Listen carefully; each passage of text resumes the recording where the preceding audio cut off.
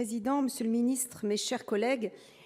Lors de l'examen de la loi Création, Architecture et Patrimoine et de son vote en 2016, nous avons voté un amendement qui permettait à l'État, aux collectivités locales et à leurs groupements d'expérimenter pendant 7 ans un dispositif qui leur permettait de déroger à certaines normes, à condition qu'elles soient remplacées par des objectifs à atteindre. Obligation de résultat, en quelque sorte. Lorsque la discussion est arrivée au Sénat, puisque c'était à l'Assemblée, nous y avons rajouté ici, collectivement, les organismes HLM. C'était une expérimentation qui était limitée dans le temps et qui était bien encadrée. Aujourd'hui, par cet article, on nous propose, sans aucun bilan, sans aucun verrou, en termes de durée, en termes d'acteurs ou même en termes de champ de dérogation, de supprimer ce dispositif. Alors on voit bien que dans le cadre des ordonnances, c'est plus une réforme des normes de construction qui va être en vigueur, en 2 temps, mais quand même, plus qu'une dérogation temporaire. On voit bien que les maîtres d'ouvrage, on avait circonscrit notre expérimentation à la sphère publique, elle est étendue à la sphère privée, en l'occurrence les promoteurs. Et puis le champ d'application, il est complètement illimité. Donc ce n'est plus ce qu'on avait appelé, nous, au sein de la commission culture, mais avec la ministre et l'ensemble du Sénat, le permis de faire, c'est-à-dire le droit d'expérimenter, de dénormer en quelque sorte. Alors bien sûr, c'est un outil de souplesse, on le voit bien. Mais je voudrais attirer votre attention, mes chers collègues. Quid de la qualité architecturale? Quid de l'innovation? D'une forme d'évaluation qui permettrait à un moment, notamment sur les questions énergétiques, de travailler et de progresser. On peut dénormer, mais en même temps être attentif à la qualité architecturale. On voit bien, coûtera peut-être moins cher, ça ira plus vite, mais attention. Alors, en plus, moi, je ne comprends pas, et je voudrais que le ministre réponde, pourquoi le gouvernement se prive aujourd'hui d'un outil, cet outil expérimental, en fait, qui permettait sans délai, avec des solutions innovantes qui pouvaient être capitalisées, évaluées et servir de base peut-être à des modifications législatives ultérieures. Pourquoi aujourd'hui il se prive de cet outil alors qu'on sait très bien que les ordonnances ne verront le jour qu'en 2020 et qu'on aurait pu là encourager vraiment le recours au permis d'innover ou de faire en facilitant la mise en œuvre du dispositif que nous avions ici collectivement, je dis bien collectivement, voté. Alors effectivement, tous ces éléments nous conduisent à demander la suppression de cet article. Merci. Monsieur le ministre, l'avis du gouvernement, s'il vous plaît. Merci, Monsieur le Président. L'article 88 de la loi du 7 juillet 2016 relative à la liberté de la création, à l'architecture et au patrimoine, ainsi que son décret d'application du 10 mai 2017 ont initié une démarche globale d'expérimentation pour la construction et l'architecture. Force est de constater que leur mise en œuvre est jugée trop lourde et délicate par la profession, si bien, et c'est peut-être là le début d'un bilan, allez-je dire malheureusement, qu'aucune demande de dérogation n'a été déposée à ce jour depuis la parution du décret de mai 2017. Le présent permis de faire élargit le champ d'application de la dérogation, tout en veillant à la simplicité du dispositif, à sa rigueur au regard des objectifs de sécurité et d'environnement, comme l'a rappelé Monsieur le rapporteur. Le dispositif actuel présente plusieurs difficultés dans sa mise en œuvre, la limitation du champ d'application au logement social et aux équipements publics, le faible nombre de normes concernées, ou encore la lourdeur du système d'instruction et de contrôle. Considérant que la loi du 7 juillet 2016 ne permet pas d'apporter les modifications souhaitées par voie réglementaire, le présent projet de loi prévoit que le gouvernement puisse prendre par voie d'ordonnance des mesures réglementaires qui autoriseront les maîtres d'ouvrage à déroger à certaines règles de construction. Cela ne signifie pas que l'on abandonnera nécessairement les objectifs de qualité esthétique ou architecturale que vous avez évoqués, Madame Robert. Par ailleurs, le projet de loi permet effectivement au gouvernement de réécrire directement par voie d'ordonnance le livre premier du Code de la construction et de l'habitation. Et c'est pour ces raisons que le gouvernement est attaché au maintien de cet article. Je vous en prie. Je voudrais simplement dire que le permis de faire qu'on avait voté ici n'est plus du tout celui, et j'aimerais bien qu'on n'usurpe pas ce nom parce que certains architectes d'ailleurs s'en sont émus sur la disposition de l'article présent, parce que ce n'est pas du tout le même esprit. Nous avions justement fait en sorte que ce soit une expérimentation encadrée, à la fois dans le temps et sur ces objets. Après, le ministère de la Culture a pris un décret, il manque un autre décret. On ne peut pas aujourd'hui, alors même que l'expérimentation n'est pas en cours, dire que c'est trop lourd et ça n'a pas été fait parce que, à mon avis, c'est un argument qui ne tient pas. Vous savez que tout à l'heure, nous avons un amendement de repli. Ce que je vous proposerais, Monsieur le ministre, c'est qu'on trouve un compromis. C'est-à-dire qu'à un moment, eh bien, en termes de pouvoir réglementaire, on puisse du coup alléger, mais garder l'expérimentation, parce que c'est un outil qui peut se mettre en œuvre maintenant, et qu'on n'est pas obligé d'attendre 2020, que la ratification, effectivement, mi-2020 pour les ordonnances, et qu'on puisse un moment évaluer sur des process innovants s'ils sont efficaces, voire même efficients aujourd'hui en matière de normes de construction.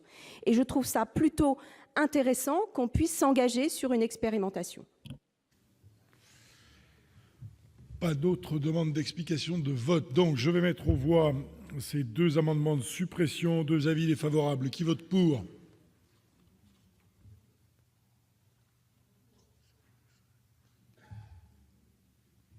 Qui vote contre? Qui s'abstient? Ils ne sont pas adoptés. L'amendement 97 rectifié, Madame Robert. Bien, merci Monsieur le Président, Monsieur le Ministre. Bon, vous avez compris que cet amendement est un amendement de repli, que par cet amendement, on vous demande de garder l'expérimentation telle qu'elle a été votée ici, lors de la loi création, architecture et patrimoine.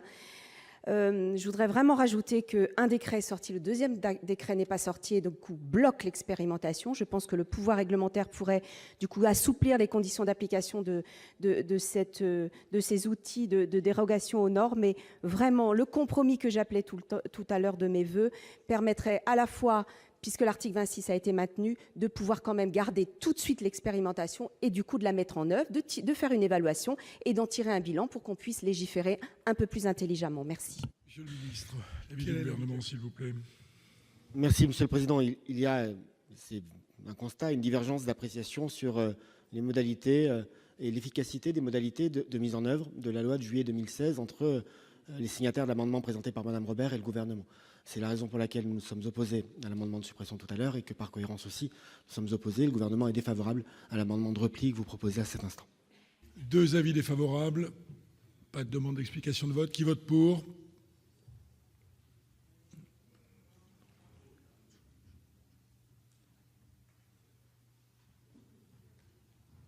Qui vote contre? Il n'est pas adopté. L'amendement numéro 50 du gouvernement, Monsieur le ministre. Merci, Monsieur le Président. Ce que nous proposons avec cet article, et cela a été évoqué, est un changement de paradigme pour les maîtres d'ouvrage, les concepteurs, les constructeurs et les contrôleurs de bâtiments. Ce changement s'appuie sur l'idée que les constructeurs de bâtiments sont des professionnels compétents et responsables, innovants aussi, prêts à proposer de nouvelles manières de construire, pourvu qu'on leur donne un cadre. Le cadre doit être ouvert mais précis. Les débats autour de la sécurité incendie notamment ont souligné tout l'enjeu qu'il y avait à définir précisément l'étendue des dérogations qui pourront être accordées et les limites de ces mêmes dérogations. Les ordonnances qui seront prises suite au vote de la loi devront par ailleurs encadrer les organismes qui seront chargés de la preuve de l'atteinte des résultats. Le temps pour réaliser les ordonnances de réécriture du code était fixé à 18 mois dans le projet initial. La commission spéciale, soucieuse d'une mise en œuvre rapide de cette disposition, a, je crois, voulu bien faire en ramenant ce délai à 12 mois. Si nous pouvons vouloir conduire avec l'ensemble des acteurs une concertation de qualité, il nous faut cependant compter plus de 12 mois, puisqu'il faut aussi ajouter un temps de consultation obligatoire. Aussi, par cet amendement, le gouvernement sollicite le Sénat pour rétablir le délai de 18 mois qui nous serait octroyé pour permettre l'écriture des ordonnances. Alors, monsieur le rapporteur, la commission entend-elle le gouvernement?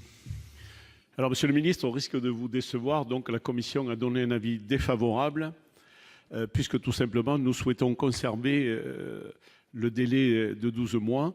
Je rappellerai simplement que nous avons adopté en commission ce délai parce que cette position-là était justement justifiée, excusez-moi, était pleinement justifiée,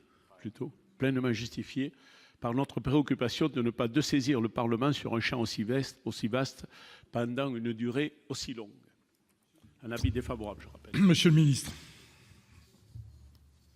Merci, Monsieur le Président. J'ai eu l'occasion, en réponse à Monsieur le rapporteur tout à l'heure, de souligner, de dire combien le gouvernement voulait travailler avec les professionnels. C'était le cas pour la question de la prévention incendie-sécurité et pour les autres domaines. Vous-même, Monsieur le rapporteur, ainsi que les membres de la commission spéciale, avez exprimé à plusieurs reprises la volonté qu'il y ait une consultation qui soit particulièrement